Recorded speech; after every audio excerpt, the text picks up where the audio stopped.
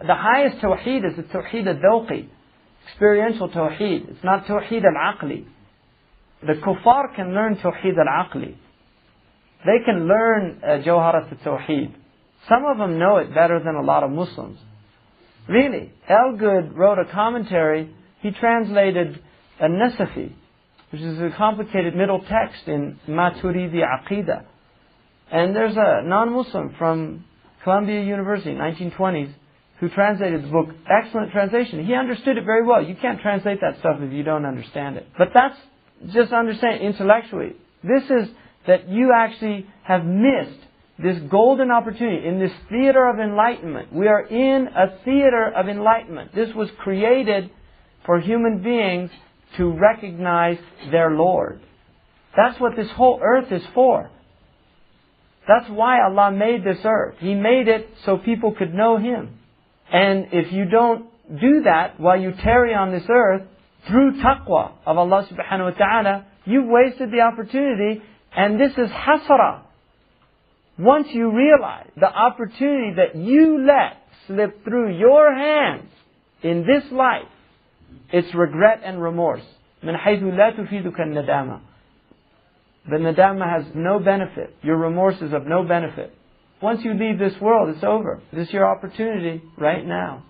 وَلِكُلٍّ مِّنْ هَذِهِ دَلِيلٌ يَطُولُ ذِكْرُهُ. Each one of these has proofs that would take a long time to explain, so he's not going to do it. Trust him. وَيُعْرَفُ فِي مَنِ اتصف بِالْمَعَاصِي أَمْرُهُ أَعَاذَنَا اللَّهُ تَعَالَى مِنْهَا وَزَجَرَ قُلُوبَنَا آمين وَجَوَارِحَنَا عَنْهَا آمين فَإِنَّهُ الْوَلِيُّ الْكَرِيمُ وَالْعَلِيُّ الْعَظِيمُ. So he says that he is known, the one who is qualified by his wrongs in his affair. He is known. وَيُعْرَفُ فِي مَنِ اتصف بِالْمَعَاصِي أَمْرُهُ. These things are known in those who their lives are filled with disobedience to Allah. Those 10 things that he just mentioned, if you want to go see them, you can see them out there in the world. You can see them. The human degradation, the humiliation. You can see it in all these people out there, how they live their lives, the suffering that they go through. It's all because they're in a state of disobedience to Allah. There's no other reason. Their depression is all disobedience to Allah. All the sicknesses of their hearts, all these things, is all a result of disobedience. That's the bottom line. And then he says, may Allah protect us from this. May He prevent our hearts and our limbs from falling into it. He is the protector, the generous, the exalted, the magnified. And the third one, that was the second that we just covered. The first one was knowledge and the benefits of taqwa. The second was the blameworthy aspects of its opposite, which is disobedience and ignorance. The third one, العلم بتفاصيلها بعد الباعث, which is knowledge in accordance with its particulars after the incentive for it has come. So what he's saying is, once this incentive has come, then you need to know what exactly it is you need to know. وهو يدور على ثلاثة أصول. And this revolves around 3 foundations. هي مفاتيح الخير والوصول. And these 3 are the keys to all good and to arrival. The first one, أولها تمكين حقيقة ما ذكر من العلوم, is the firm rooting of reality in what was mentioned of these different knowledges. وهو أن ينظر في فضائلها وفوائدها ويستمع لما ينقل من آثارها وعوائدها حتى تصير عنده راجحة بدلا من المرجوحية وذلك بعد مقدمات الفكر من الخلو وخبث المعدة. So for instance, concerning this knowledge of the inward, it means looking at its virtues, at its benefits, listening to what has been transmitted of its effects and its advantages to the self, until those things are clearly understood. In other words, you recognize their truth as opposed to the opposite. And that is after the premises of this understanding, in that we have emptied the self, we've lightened the stomach, and of those type things. So he told us about those things earlier. Hopefully some of us remember what he said about emptying the self, having less stomach, thinking about death, doing these things. This is what he's saying. That if you do these things, you'll have the results. So understand these things. So that's the first one. You think about all the benefits of learning. This is where you get the incentive to know. You think about the benefits. فَفَهْمْ ذَلِكَ. الثاني الالتفات لذنوبه حال التلبس به أو فقدها بكنه الهمة والنظر في مطلق التزكية وطلب الكمال. The second is becoming aware, looking at his wrong actions at the time that he's doing them. And the loss of those benefits by the nature of his spiritual aspiration, and looking into that, and then looking into tazkiyah and what it does in seeking perfection, kamal.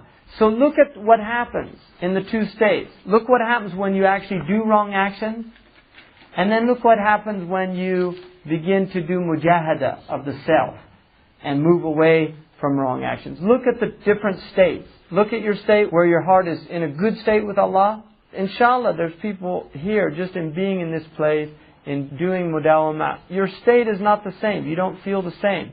This is the reality of doing these things. It does have an effect on our hearts. And then he said, فإن ذلك يلفته لنفسه تقبيحا لحاله بالنطق لما يراه من غيره قبيحا وتحسينا لما يراه من غيره حسنا وهو أعون لما جبلت عليه النفوس من طرب الاقتداء ولذلك أمر بصحبة الصالحين ونهي عن صحبة الفاسقين فافهم. So the second one, and furthermore, because this will cause the self to see the ugliness of his state, and also of what he sees in other people, whether in good or bad states. So you can see it in other people. If you see other people that are in disobedience, you notice they have this similar state. Their faces are dark. Their conditions are similar. And then you look at the people, the salihin, and you look at them, and they look different. They behave differently. When tribulations come, they don't blow up. They don't lose their MashaAllah, inna lillahi wa inna ilayhi raji'un. They have a different way of viewing the world. They're in a state of submission. And when you're around them, you realize that. Why is he different from you? The only reason he's different from you is because he's been working at it longer than you. You can get to that stage. And it takes time. It's a road. It's a path. The more remembrance of Allah you do, the more submission you enter into. The more submission you enter into, the more peace is in your heart. The more peace in your heart, the more it manifests in what you say, in what you do, and in just your state of being. And this is why we were commanded, because the nature of the souls is that they desire, looking at good people is better. It's more helpful than looking at ugly people. That's what he said. Because the souls, by their nature, desire to follow other people. What's happened in the world now is they have ad campaigns. And campaign is a military term. When you wage war, you call it a campaign. And this is what ad men do. They wage war on human beings through brainwashing them.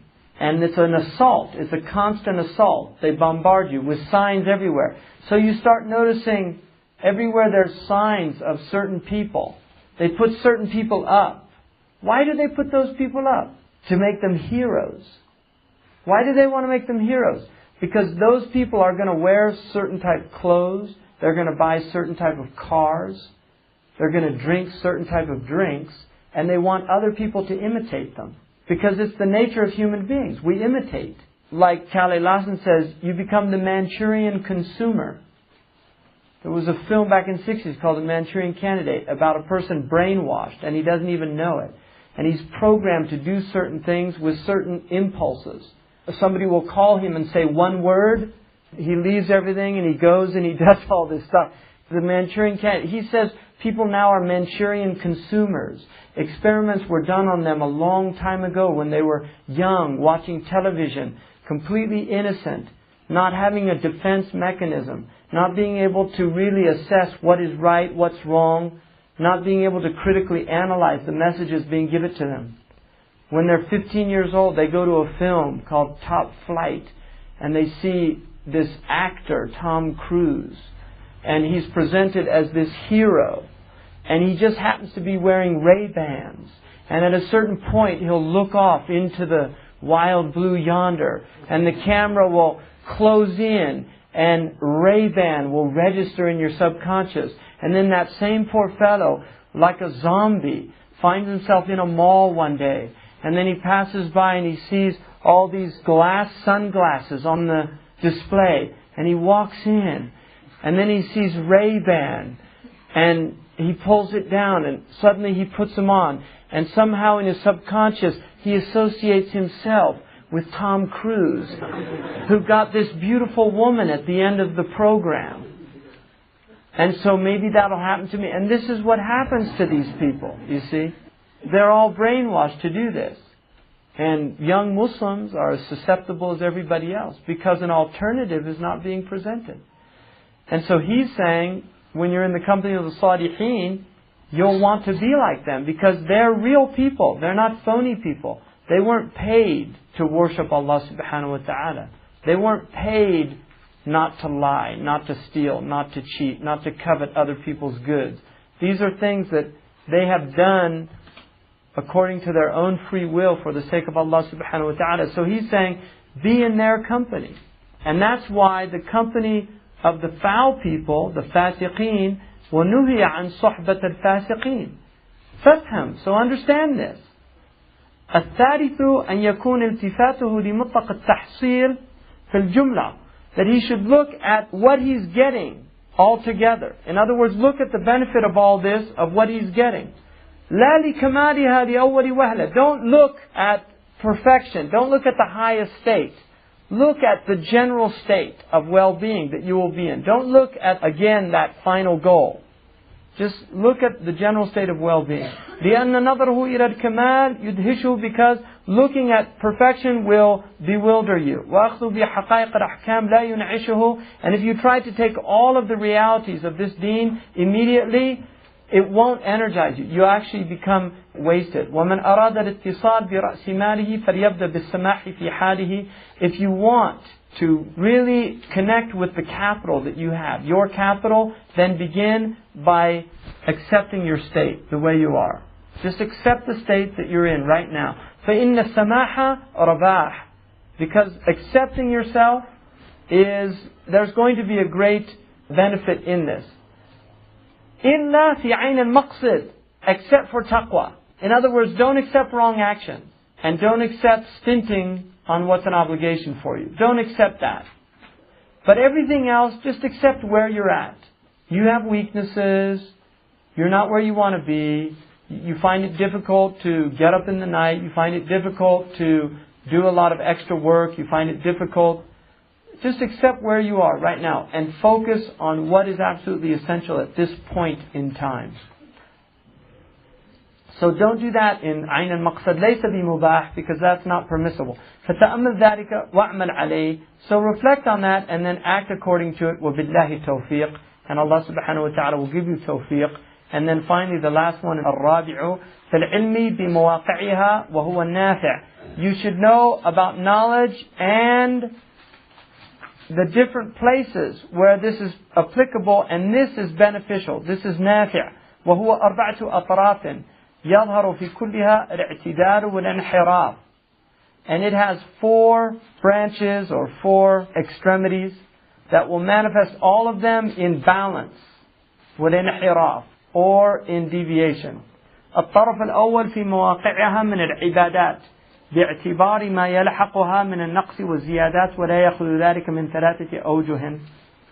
The first one is the relationship concerning acts of devotion, by understanding what happens in being deficient or increasing in your acts of devotion. And that has 3 aspects. This is a long section because it's about bid'ah. He explains bid'ah. So inshallah we'll finish this.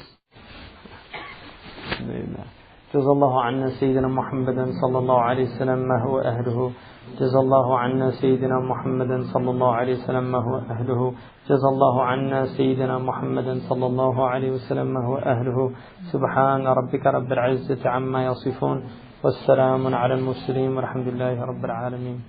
The reason I wanted to do 2 sessions is because I'd like to finish the book. أعوذ بالله من الشيطان الرجيم. بسم الله الرحمن الرحيم، والصلاة والسلام على سيدنا وحبيبنا محمد وعلى آله وصحابته أجمعين. اللهم لا علم إلا ما علمتنا إنك أنت العليم الحكيم. اللهم علمنا ما ينفعنا وانفعنا بما علمتنا وزدنا علما. اللهم افتح علينا حكمتك وانشر علينا رحمتك يا ذا الجلال والإكرام. وصل اللهم على سيدنا محمد وعلى آله الكرام. ولا حول ولا قوة إلا بالله العلي العظيم. ولا حول ولا قوة إلا بالله العلي العظيم. ولا حول ولا قوة إلا بالله العلي العظيم.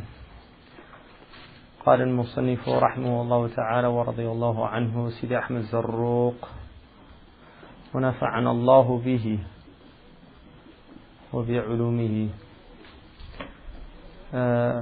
الرابع في العلم بمواقعها وهو النافع، وهو 4 أطراف يظهر في كلها الاعتدال والانحراف.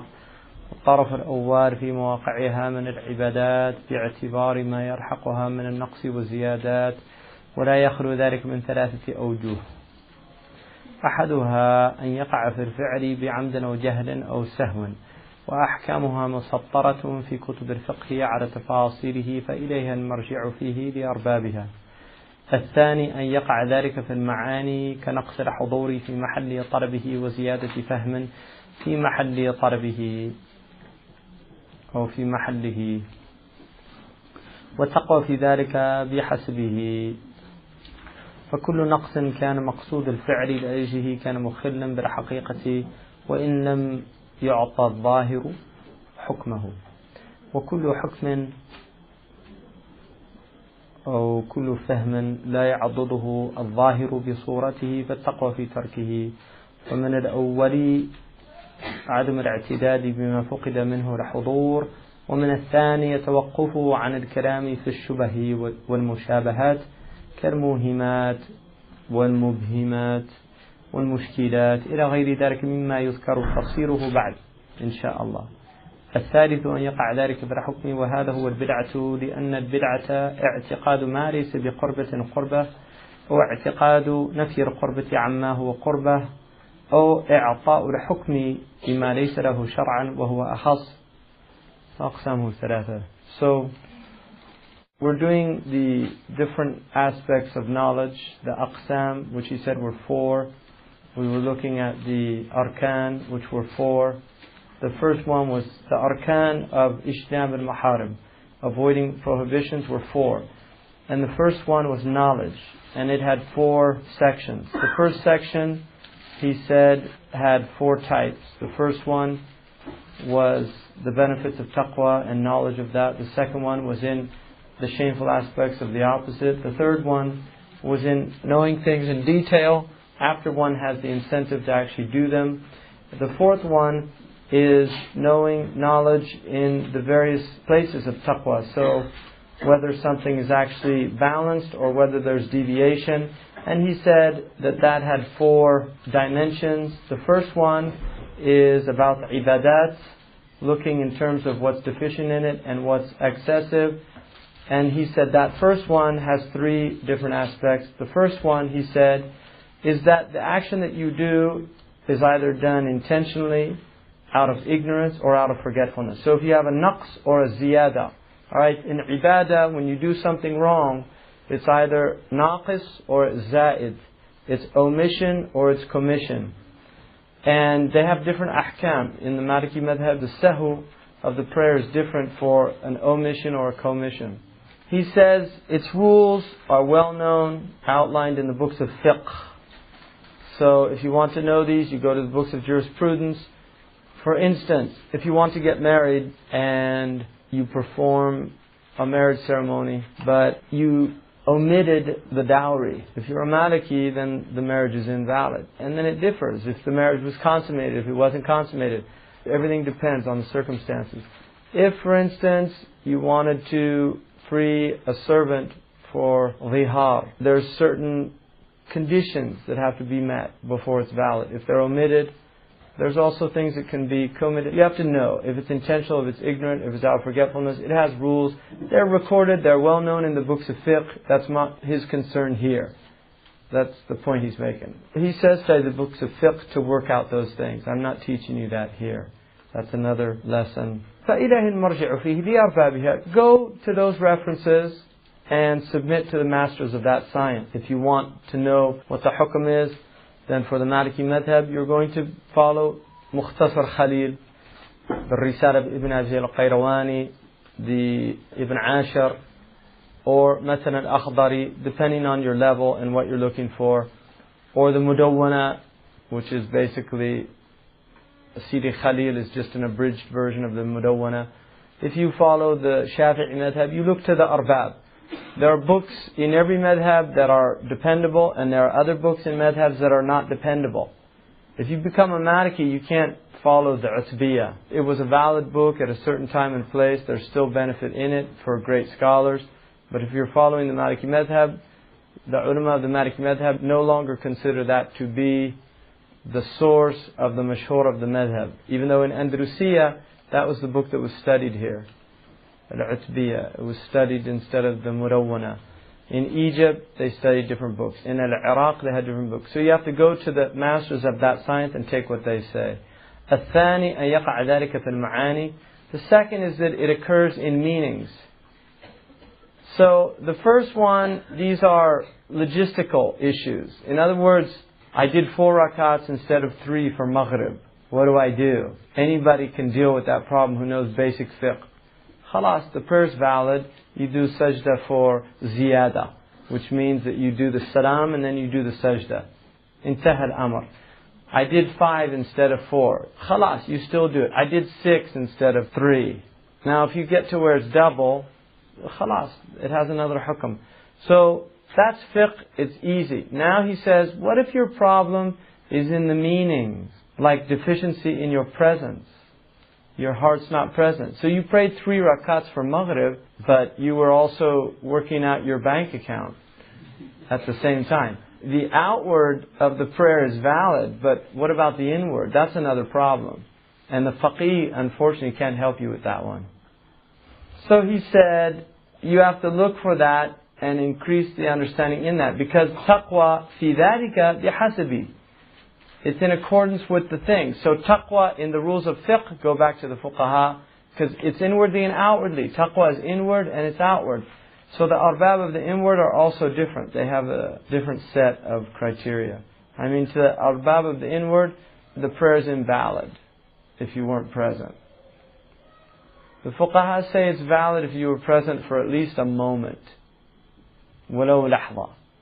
The fuqaha are more lenient of the outward than they are of the inward. فَكُلُّ نَقْصٍ كَانَ مَقْصُودَ الْفِعْلِ لِأَجْلِهِ كَانَ مُخِلًّا. Any deficiency that was the goal of the action that you're doing, in other words, the reason you're doing it, that was the reason, it's mukhil, bil-haqiqa. There is a infringement on the reality of that action. So it's deficient. وَإِن لَمْ يُعْطَ الظَّاهِرُ حُكْمُهُ. Even if the outward is not given that ruling. So you're supposed to be present in your prayer. But the outward ruling says, وَلَوْ لَحْظَةً. When you did your takbirat al-ihram, if you made the niyyah to pray dhuhr, khalas, your dhuhr is valid. Even if you were in Hawaii, on the beach during the 3 rakats. It's valid. That's what he's saying. But nonetheless, it's mukhil bil haqiqa. The reality of it is that it's deficient. There's been a breach of the prayer because the purpose of the prayer لَيْسَ لِلْمَرْءِ مِنْ صَلَاتِهِ إِلَّا مَا عَقَلْ. It's a hadith, Allahu alam ala sahatihi. Allah knows best what its hukm is. But the fuqaha related a lot that a man only has from his prayer what he's aware of. وَكُلُّ فَهْمٍ أو كُلُّ حُكْمٍ يَعْضُدُهُ الظَّاهِرُ بِصُورَتِهِ فَالتَّقْوَى فِي تَرْكِهِ. بِصُورَتِهِ فَالتَّقْوَى فِي تَرْكِهِ. Any hukm that's strengthened by some outward thing in the form, the taqwa is in abandoning that if the meaning is deficient. فَمِنَ الْأَوَّلِ أَعْدَمَ الْاعْتِدَادِ بِمَا فُقِدَ مِنَ الْحُضُورِ. So, for example, is not considering it sound what's been lost from the hudur. In other words, just because the outward is valid, don't be satisfied with that. That's what he's saying. don't be satisfied with that prayer. Just because the hukm is supported by the outward in its form, but there's no substance to it. He's saying don't be satisfied with that. ومن الثاني التوقف عن الكلام في الشبه والمشابهات. The second of these, because what we're looking at here is there's naqs and increase, either decrease or increase in your worship, and these three aspects. The second now is التوقف عن الكلام في الشبه والمشابهات. Refusing to participate in conversation or speech about doubtful matters and hazy matters. Those things that have shubuhat, because there's a hadith, من اتقى الشبهات فقد استبرأ في دينه وعرضه. Whoever avoids shubuhat has maintained the innocence of his deen and his honor. So going into shubuhat, and this is an age of shubuhat. Everybody wants to talk about things that the Salaf never talked about. Nobody wants to learn fiqh. That always amazes me personally. Nobody wants to learn fiqh. People want to learn politics, they want to learn philosophy, they want to learn tawheed, and they don't really want to learn basic tawheed. They want to learn all the bizarre things about tawheed.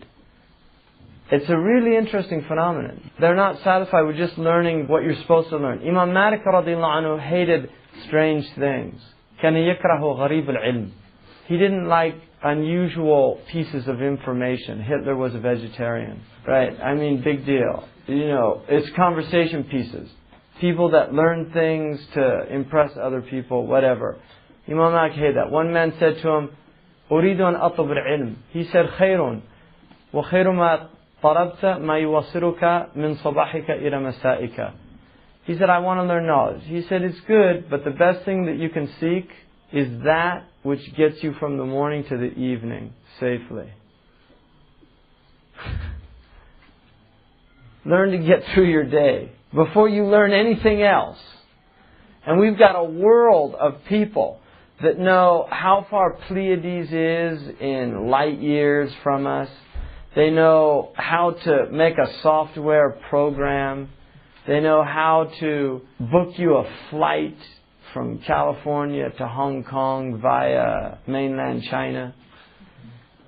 All these things people can do. They don't know how to get from the morning to the evening safely. So he's saying, before you learn all this stuff, I'm majoring in international relations. Well, what about your family relations? Do you have that covered? I'm not talking to my brother. Right? I mean, really, what about the relation between you and your parents? Is that covered? Right? You're going to study how nations are supposed to relate to each other, and you don't even know how you're supposed to relate to your family. So then he says, radiyallahu anhu, also avoiding hazy matters, al-mushabahat, kal-muhimat wal-mubhimat. Those things that are muhimat. Muhimat are things that cause you to imagine something other than the reality of it. Something that's muhim li shay. For instance, and this is the maqam al-ta'aleem, if you read in the Quran, عَبَسَ وَتَوَلَّى أَنْ جَاءَهُ الْعَمَى, he frowned and turned away because the blind man came to him. وَمَا يُدْرِيكَ لَعَلَّهُ يَزَّكَّى أَوْ يَذَّكَّرُ فَتَنْفَعُهُ ذِكْرًا. Somebody might think that the Prophet ﷺ is being rebuked by Allah subhanahu wa ta'ala if you read that. وَحَشَاهُ صَلَّى اللَّهُ عَلَيْهِ وسلم. He's Habibullah. And that's why it's, even if you look, عَبَسَ وَتَوَلَّى is third person. وَمَا يُدْرِيكَ. And then he goes to kaf al-mukhataba to speak to the Prophet. He doesn't say عَبَسْتَ وَتَوَلَّيْتَ. You frowned and you turned away. He said عَبَسَ وَتَوَلَّى. And then when he wants to speak to the Prophet, وَمَا يُدْرِيكَ, he goes to kaf al-mukhataba.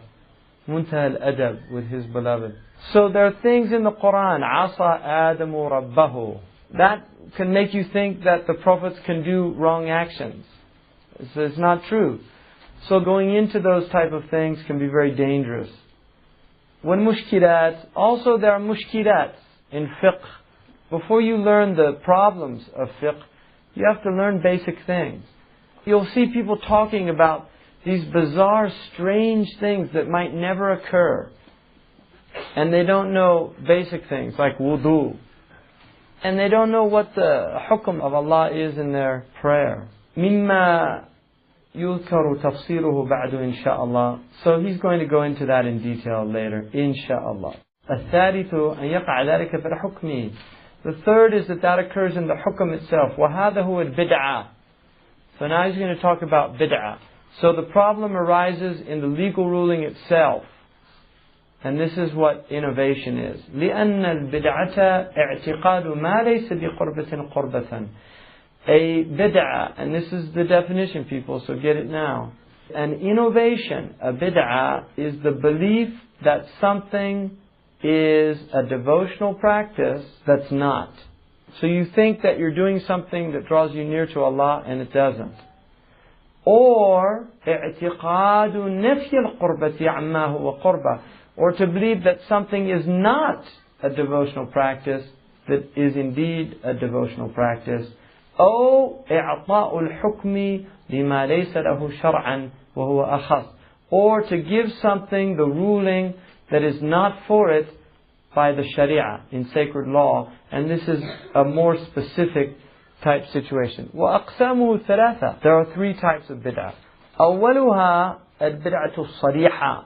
The first is a clear, explicit, unambiguous, unequivocal innovation. بدعة صريحة. وهي التي تقابل سنة صحيحة. And this is vis-a-vis a sound sunnah. It's in contradistinction to a sound sunnah. من غير قيام شبهة مقابلة ولا حجة ناقرة حاملة. And there is no shubha muqabila, there's not even a doubtful element. So this is sariha, because if you have a shubha, then there might be some khilaf, something like that. There's no shubha muqabila, ولا حجة ناقرة حاملة, nor is there any proof that has been transmitted and can carry the hukm. كالإكثار من صب الماء في الوضوء, like using a lot of water in your wudu. Bid'ah sariha. Now, so when you turn on the Hanafiya and you start doing your thing, you wasted a lot of water. Is that a bid'ah? This is a test. Is that a bid'ah? Some people saying yes, some people saying no. So, who wants to risk it? According to what he just told us, is that a bid'ah? Think about it. Aywa khalas. Asabti. If you think it's a qurba, it becomes a bid'ah. If you don't believe it's a qurba, you just happen to be doing it, it's an jahlin or an sahwin. So it's makruh. If you think it's a bid'ah, if you think it's a qurba, it's muharrama. Because it's bid'ah sariha, because there's a sunnah muqabila that says taqleel al-ma ma'a al-itqan. That's called isbagh al-wudu. To do wudu well is, the definition of wudu that is done well is taqleel al-ma'i ma'a al-itqan. Using the least amount of water with the best itqan, that you've done it with excellence. So you've made sure you've covered everything. That's proper wudu. So if I say, oh, it's good to use a lot of water, and I believe that Allah loves that, khalas, bid'ah sariha. That is a clear innovation. If I just happen to be using the Hanafiya, I'm not thinking about it. If somebody says, do you think that's a good thing to do? No. It's just that's how it's coming out. Whatever. That's not a bid'ah. So understand the difference. It's really important. Now, مَعْتِقَادِ نَجْبِهِ. So it has to be on the condition that you believe it's recommended. أو التعمق في التدلك ونحوه. Or doing too much tadalluk. You see people that, really rubbing, and that's a bid'ah. It's not wudu, it's something else. Religious neuroses, they call that. إلى غير ذلك مما يذكر. Oh, he can go on and on and on, right? Because Muslims do all this stuff. إن شاء الله منه جملة وينبه على ما فيه من خطرة. So he's just using that to give you some examples. He said, now the second, so there's your bid'ah sariha. That's the one we don't want anything to do with, because that's the really dangerous one. There's two other types. Al-bid'ah al-idafiyya. Al-bid'ah al-idafiyya. This is a bid'ah that is mudaf. It's been added to the religion. It wasn't amongst the salaf. It's not صريحة, it's إضافية. وهي التي تحولها الأحوال والنية. This is the thing that circumstances affect it, and also the intention. كالتبرك بالآثار, like taking blessings from relics, religious relics. والاجتماع للدعوات والأذكار, and gathering for public prayer, dua meaning supplication in congregation, that's a bid'ah. And also adhkar, doing dhikr in groups. Those are bid'ah. Now they're not bid'ah sariha, they're bid'ah idafiyah. The reason they're not bid'ah sariha is, for instance, even though the Salaf did not do that, there are hadiths that support the action. For instance, there's a hadith, it's a sahih hadith, that's a hadith Qudsi, in which the Prophet ﷺ said that Allah has inna lillahi malaikatan sayyara. Allah has malaika that travel around. يَلْتَمِسُونَ حِلَقَ الذِّكْر. They're looking for circles of dhikr. It's a sound hadith. When they come upon them, يَنزِلُونَ, they're flying over the earth. When they look down on the earth, like we see stars in the heaven, they see lights, not the artificial lights of cities. They see the lights of dhikr. That's how they recognize it. So they'll see a house that's illuminated, spiritual light, not General Electric. Spiritual light. And they'll go to that place. The sakina comes in those places. They bring sakina. And the rahmah comes with them. Now when they return to the Divine Presence, Allah says to them, يَسْأَلُهُمْ وَهُوَ أَعْلَمُ بِهِمْ. And He knows. This is to teach us, and it's because Allah has created a world of means. Allah knows. He doesn't need any mukhabarat or any, like the tyrants of this world, they need all these secret police and things. Allah doesn't need any of that. He knows everything, but He uses asbab. So He asked them, what did you find my slaves? We found them يُسَبِّحُونَك وَيُهَلِّلُونَك وَيَحْمَدُونَك. They were saying Subhanallah, they were saying La ilaha illallah, they were saying Alhamdulillah. They were doing it in a circle. Now obviously there's some khilaf about were they doing it in one voice or were they doing it separately. So the Naqshbandis tend to take it that they do it separately. Right? So there are certain scholars that would say it's better to do it separately than do it from one voice. طيب. But لا ينافي الآخر. It doesn't neglect the other one or reject it. The same is true for the Quran. ما اجتمع قوم صحيح مسلم ما اجتمع قوم في بيت من بيوت الله يتلون كتاب الله ويتدارسونه. No group of people comes together in a house from the houses of Allah reciting the Quran together and studying it amongst each other, except إلا نزلت بهم الملائكة. The angels come to that place. وحفتهم الملائكة ونزلت عنهم السكينة وغشيتهم الرحمة. The angels come, Sakina comes, mercy comes. So for that reason, Sidi Abdullah ibn Hajj Ibrahim, he said, الذكر الجمع للذكر والقرآن جرى به العمل في البلدان. He says in his fatwa, gathering for dhikr and for the Quran is the amal of the Muslims in all the cities of Islam. And then he said, وَنَصُّهُ صَرِيحٌ رَدَّ الْمُنْكِرَ وَالْعُذْرُ لِخَفَائِهِ قَدْ ظَهَرَ. And the excuse for him who rejects it, we accept his excuse because of the subtlety of the proof. It's not a sarih because the Sahaba didn't do it. Because some of the ulama did reject it, like Ibn al-Hajj. Ibn al-Hajj was a great Maliki faqih, he was a Sufi, he was a great scholar, but he rejected dhikr in groups. And that's a valid opinion. So if you take that opinion, that's fine, you don't do it, but you don't condemn others for doing it, because it's a bid'ah idafiyah, it's not a bid'ah sariha. And then also there's another thing in our usul which is called masalat tark. The Malikis tend to be more strict about this than the Hanafis and the Shafi'is, but in usul, the fact that the Salaf did not do it is not a proof that it's haram. Now some people will say, ibadah is tawqifiyah. That you can't do anything in worship that has not come from the Prophet.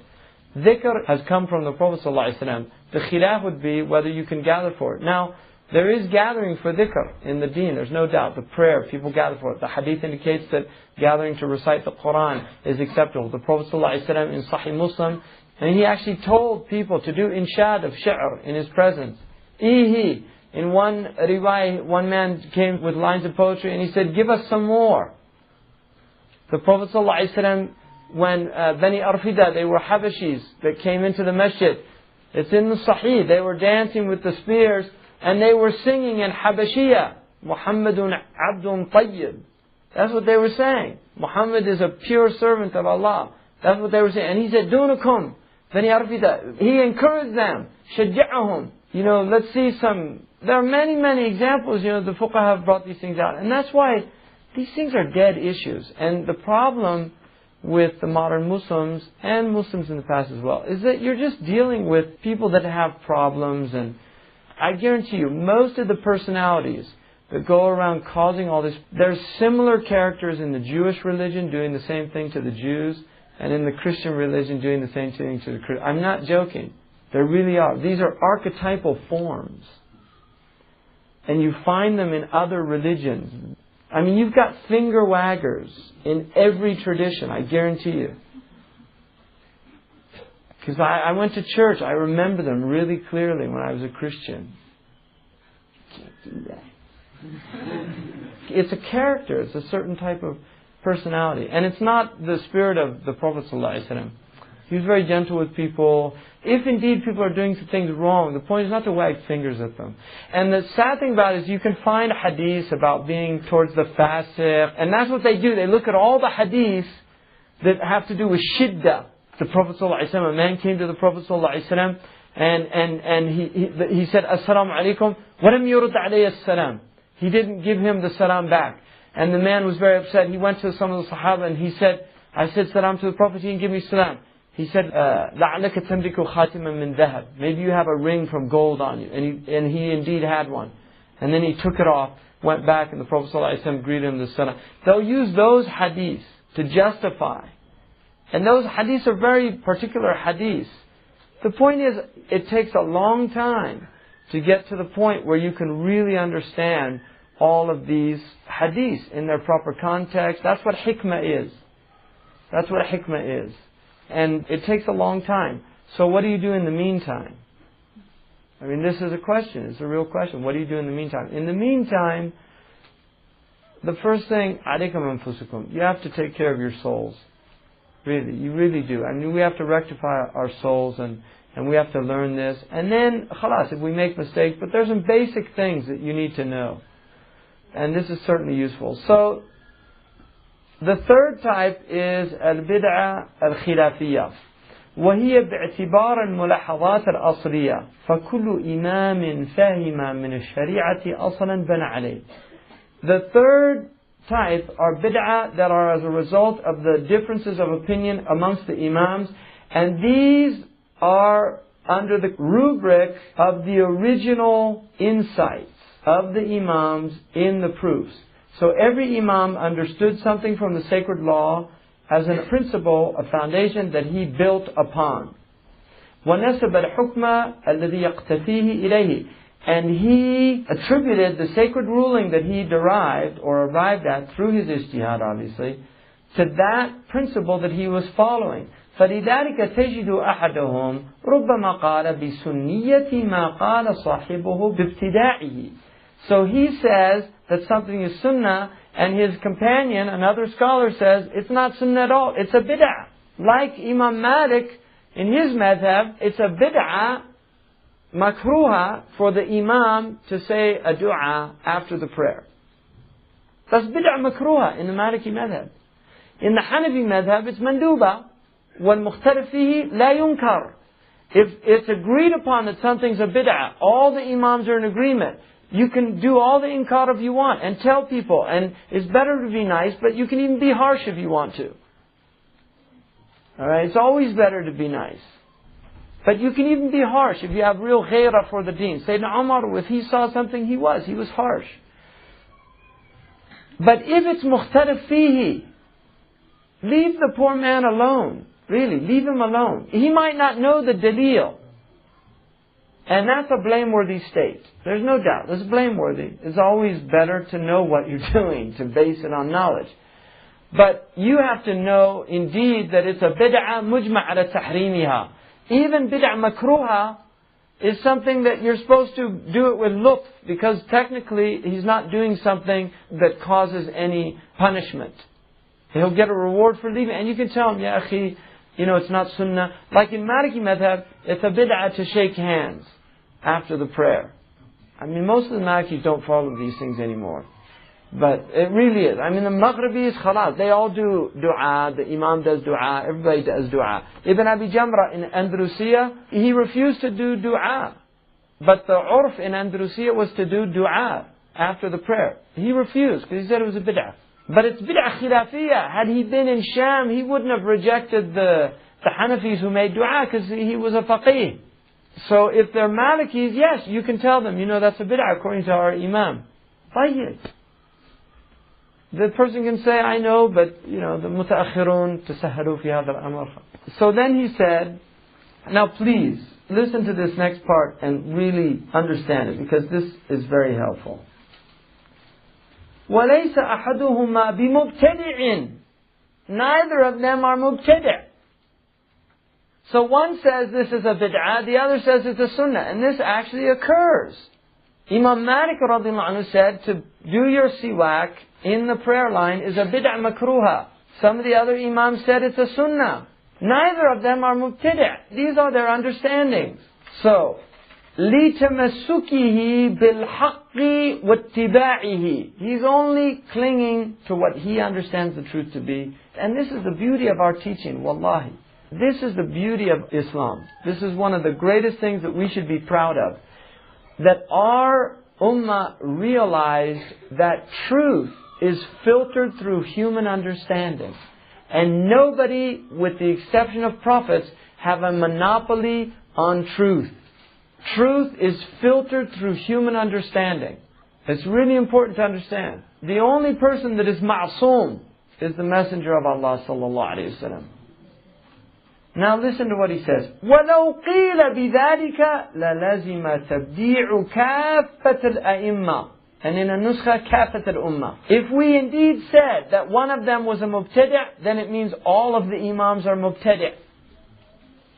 We'd have to say all of the imams are mubtadi'un. We'd have to say the whole ummah is mubtadi'ah. And there are some people that want to do that. Really. وَهُوَ ضَلَالٌ وَخَبَالٌ وَظُلْمًا. It's error, darkness, and stupidity. ولكن التقوى في هذا الوجه تجري بحسب الأشخاص وعلى قدر ما هم به من كمال علم وانتقاص. He says taqwa here, in this aspect that he's speaking about, is in accordance with the states of people. And based upon the perfectedness of their knowledge. And also of the deficiencies of their knowledge. So this is going to be dependent on different people. Not everybody will be the same in this. Some people are at a high maqam. For instance, Murabt al-Hajj, just to give you an example. He has absolute adherence to the sunnah. And that's his maqam. But he doesn't make rejection of other people that do things. For instance, they used to do group dhikr amongst his tribe. When he became the sheikh of that tribe, he stopped it all. If you ask him, what's the hukum of group dhikr? Mubah. He doesn't say it's haram. He doesn't even say it's a bid'ah makruha. He says it's permissible. وَقَدْ يُنْدَبْ. Maybe it's recommended for certain people. He doesn't do it. Why? Because he follows the Maliki madhab in tark. If the Salaf, that first community, didn't do something, he doesn't do it. And that's his maqam. You can't apply that maqam to everybody. That's his maqam. So it's just, people are different. They're at different levels, and you can't apply the same levels to everybody. The Sahaba, one of the things about coming together to remember Allah, to read the Quran, is it's a support system. It's a group support. In Morocco, they do the Hizb of Quran after every prayer. After Maghrib and Fajr. Every month, according to the lunar month. So if they're in the 16th Jews, they know it's the 16th day of the month, the lunar month. Because they do it every year. They do 12 khatma every year. In every single mosque in Morocco that has a major they do that. In Morocco, the Quran, there's khatam of Quran hundreds of thousands of times a year. Now, that was a bid'ah that the Muwahidun started. Ibn al-Hajj condemned it. And he was a Fasi, al-Abdari, al-Maliki. He's a great faqih. He said it's a bid'ah and it's better tarkwa. Now there's a lot of people who say that. But the truth is, millions of Moroccans, millions, have memorized the Quran from that sunnah since the Muwahideen started it. Millions. And I know personally several people that that's how they memorized the Quran. Because they did mudawama every single day, twice a day, till they got to the point where they could do it without looking at the mushaf after like 10 years. That's the way they memorized Quran. So given the fact that it's a bid'ah idafiyah, and there is a dalil for it in the hadith, مجتمع قوم في بيت من بيوت الله يتلون كتاب الله. That's a dalil for it. So that's what he's saying. People are different. Be aware of that. وَالنَّاسُ ثَلَاثَةً. There's three types of people. How did he work this all out? He's from Fez too. We're talking about Fez. He was a Fazi. عالم يدرك وجوه الترجيح فيتعين أخذه بالأرجح أبدا ويوثر منه الأحوط لأنه بساط السلامة دون وقوف في محل الجواز والإجزاء فقط. The first type is a scholar who understands the various aspects of juristic preference. In other words, when you prefer one proof over another proof, one ruling over another ruling. And that's called mujtahid murajjah. It's a very high level of ijtihad. Ijtihad goes like this. You have mujtahid mutlaq. Abu Hanifa, Sufyan, Imam Malik, Imam Shafi'i, Imam Ahmad, Imam al-Awza'i, Imam al-Thawri. Many mujtahidun mutlaqun. They had their own usul. Each one of them had their own methodology for deriving rulings. And they had to follow that methodology. Imam Shafi'i was initially a Maliki. He reached a certain level of knowledge. He could no longer legitimately, in order to be true to himself, to his understanding, he could no longer imitate Imam Malik in certain rulings. So he began to disagree with him with adab. He always called him his teacher. He always called him hujjah. He always had adab, but he disagreed with him. Because he's mujtahid mutlaq. The second type of mujtahid is called mujtahid muqayyad. Somebody who works within the usul of an imam, but he himself is capable of deriving his own rulings. Like Ibn al-Qasim in the Maliki madhab, or Ibn Wahbin, or Ibn al-Mawaz. The third type is called mujtahid murajjih. And this is somebody who has the ability to prefer rulings of some imams over others, outside of the mashhur. So for instance, Qadi Abu Bakr ibn al-Arabi of the Malikis was murajjih. He preferred to hold his hands here than to hold them at the side. He preferred that. Ibn Abdul Barr, just to give you an example. In the Maliki madhab, you don't raise your hands after the takbirat al-ihram.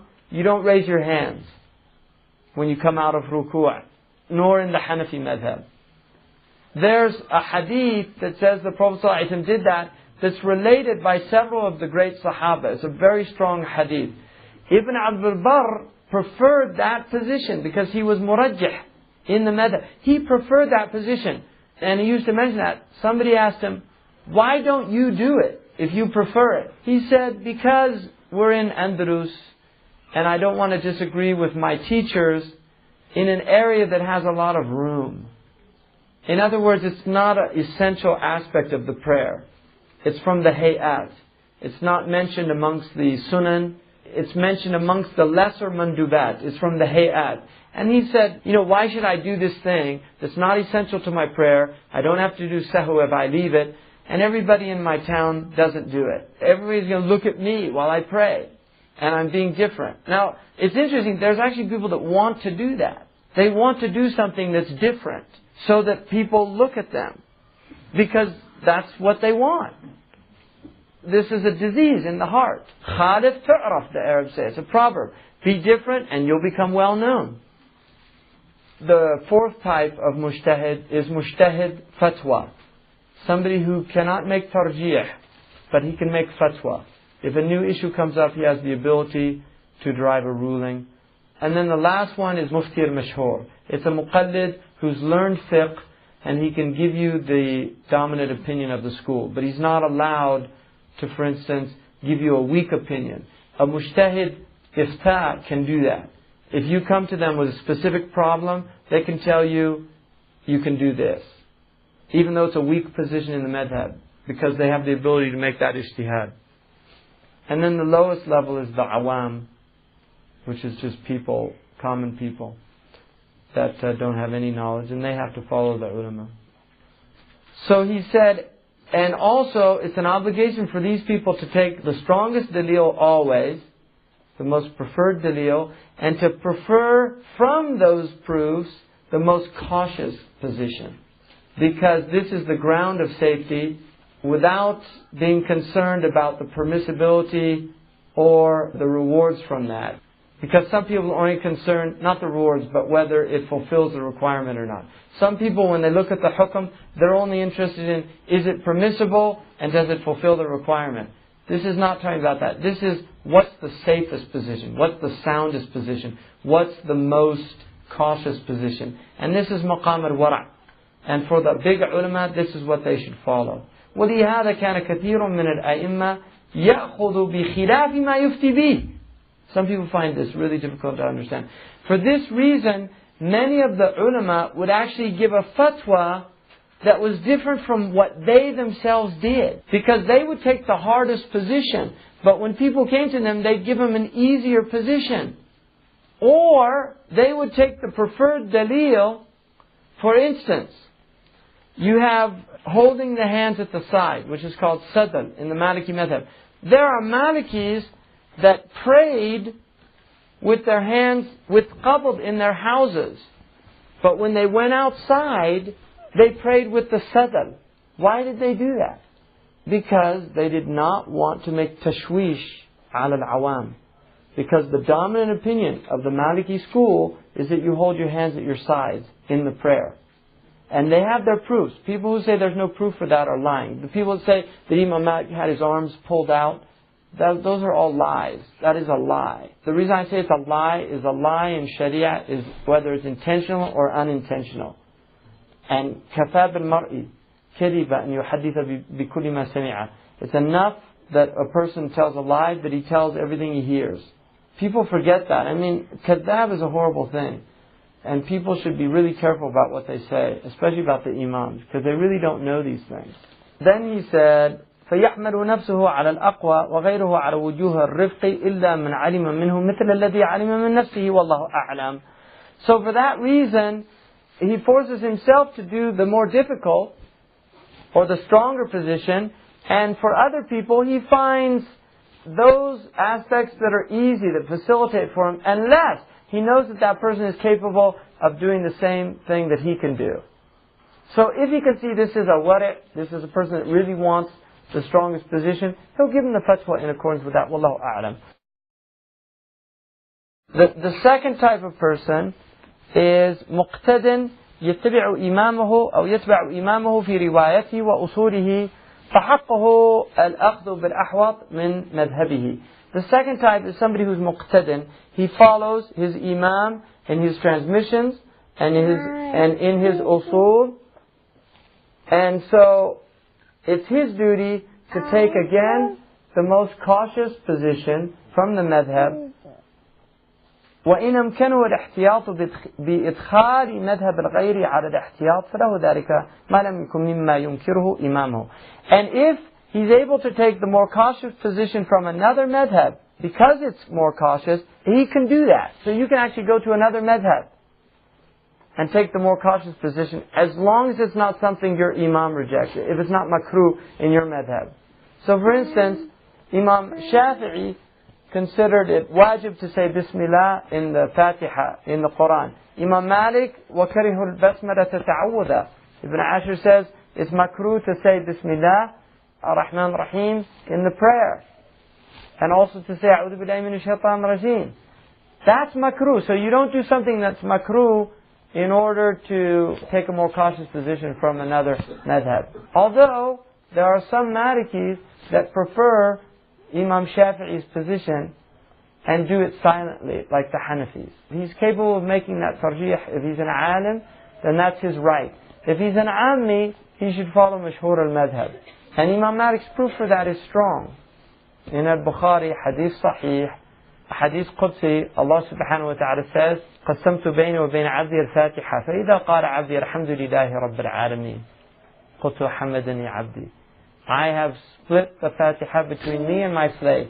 So if my slave says, Alhamdulillahi Rabbil Alameen, I say my slave, thank me. If he says, Maliki Yawmiddin, Ar-Rahman Ar-Rahim, Majjadini Abdi. So Allah, according to Hadith Qudsi, began Fatiha with Alhamdulillahi Rabbil Alameen. That Imam Shafi'i, they take it from, it's called Surah Al-Hamd, it's just a name. When they say Alhamdulillahi Rabbil Alameen, افتتحوا بالحمد, it just means they opened with the hadith, and they take it from the Quran that Allah subhanahu wa ta'ala said that Fatiha is 7 ayah. And in the Hafs riwayah, the first ayah is Bismillah ar-Rahman ar-Rahim. According to riwayat of Warsh and Nafi' and Imam Nafi' generally, Bismillah ar-Rahman ar-Rahim is not an ayah from the Quran except in Surah Al-Naml. إِنَّهُ مِن Sulaiman wa innahu Bismillah ar-Rahman ar-Rahim. That's the only time that the Quran is an ayah. The proof of the Malikis is very strong. They say the Quran is mujma' alayh, and the fact that there's difference of opinion about the Bismillah ar-Rahman ar-Rahim means it can't be from the Quran. That's a strong dalil. But they're all rightly guided. When you look at their dalil, and if you hear a Shafi'i, he'll convince you that you should say Bismillah ar-Rahman ar-Rahim. So they're all strong.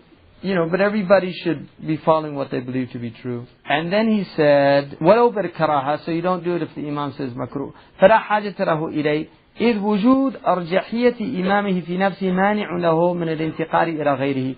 Because his Imam has a preference that in his nafs about this thing, it becomes a preventative for him to move to another madhab. لأنه لا يجوز له أن يعمل إلا بما انتهى إليه علمه أو علم أصره بوجه واضح. Because it's not permissible for him to act in anything except what his knowledge has arrived to, or if he knows its source. So you can't be jumping around. If you're a Hanafi, be a Hanafi. If you're a Maliki, be a Maliki. Once you know the dalil and have a knowledge of the usul, that's another matter. But if you're ignorant, you should follow your Imam. And then finally, the third, العامي. الثالث العامي. وهو كالمقتدي في ما يلقي إليه أئمة مذهبه من وجه يستشعر ثقته ولا يقصد ترخيصه بل احتياطه إن أراد أن يكون من المتقين وإلا فلا عبرة به ويتعين عليه أن يسر عن وجه المذهب فيما هو به ولا يأخذ الأمور مجازفة إلا ممن لا يعلم ديانته ولا تحقيقه ولا يأخذ الأمور مجازفة ممن لا يعلم ديانته ولا تحقيقه. وقيل ولذلك عين للناس المفتي ويتعين على الأمراء إقامة منصبه للعامة إذ لا يعرفون وجوه الترجيح ولا يتوجهون لها فليفهم فافهم. This is really sad now because this is where all our problems are. The third type is a common person, and he's simply a follower of whatever's thrown to him from the imams of his madhab. Because he trusts them, يستشعر ثقته ولا يقصد ترخيصه بل احتياطه. He should not seek out the licenses, the easy ways, but rather cautious of the mashhur. إن أراد أن يكون من المتقين. If he wants to be from the people of taqwa. If he wants just to be a simple Muslim, that's another matter. But if he wants really to have some taqwa, he has to take what the Imam said without looking for license. وَإِلَّا فَلَا عِبْرَةَ بِهِ. Otherwise, this man is a man we give no consideration to. He has no weight with us. This is not لَا عِبْرَةَ بِهِ. وَيَتَعِينُ عَلَيْهِ أَنْ يَسَرَ عَنْ وَجْهِ الْمَذْهَبِ فِيمَا هُوَ بِهِ. And it's an obligation for him to ask about the opinion of his madhab in whatever he's involved in. So you have to ask, what's the mashhur of the madhab in this issue, and then you have to follow it. ولا يأخذ الأمور مجازفة ولا ممن لا يعلم ديانته ولا تحقيقه. nor is it permissible for him to take matters without regard, without really taking risks in things, and not really knowing what these ahkam are. Nor is it permissible to take from somebody that does not have diyana, somebody with deen, وَلَا تَحْقِيقَهُ. If you don't know that he has religion, and that he has some realization in what he's talking about, what he's doing, that he's studied, that he knows what he's talking about. وَقِيلَ ولذلك عين للناس المفتي ويتعين على الأمراء إقامة منصبه للعامة. And for this reason, the mufti is appointed. See, the Khalifa is supposed to appoint the muftis. And that's what happened in the Prophet's city, sallallahu alayhi wa sallam. Umar radiallahu anhu was a qadi. So people knew where to go. There were less than 10 of the Sahaba that were known for fatwa. Abu Huraira, despite his great position and knowledge, gave very few fatwas. He was not from the people of Ibta. He does give some fatwa, but not many. The muftis were Ibn Mas'ud, radiallahu anhu, Mu'adh bin Jabal, Ibn Abbas, radiallahu anhu, Ibn Umar bin al-Khattab, Aisha, radiallahu anha, was a muftiyah. Because people don't know. He says this is an obligation incumbent upon the rulers to fulfill this position for the simple people, because they don't know who's right and who's wrong. It's confusing. وَلَا يَتَوَجَّهُونَ لَهَا. And by their nature, they don't tend to really investigate things. Common people. They'll just, طيب, give me a fatwa. ماشي الحال. شنو هي المشكلة? What's the problem? مشيها من هون للهون مشيها. Just make it walk. That's what the Syrians say, make it walk. Right? Really, that's what people do. They just want a fatwa. Jazallahu anna Sayyidina Muhammadan sallallahu alayhi wa sallam ma huwa ahluhu. Jazallahu anna Sayyidina Muhammadan sallallahu alayhi wa sallam ma huwa ahluhu. Jazallahu anna Sayyidina Muhammadan sallallahu alayhi wa sallam ma huwa ahluhu. Subhana rabbika rabbil izzati amma yasifun. Wassalamun ala al-mursaleen walhamdulillahi rabbil alameen.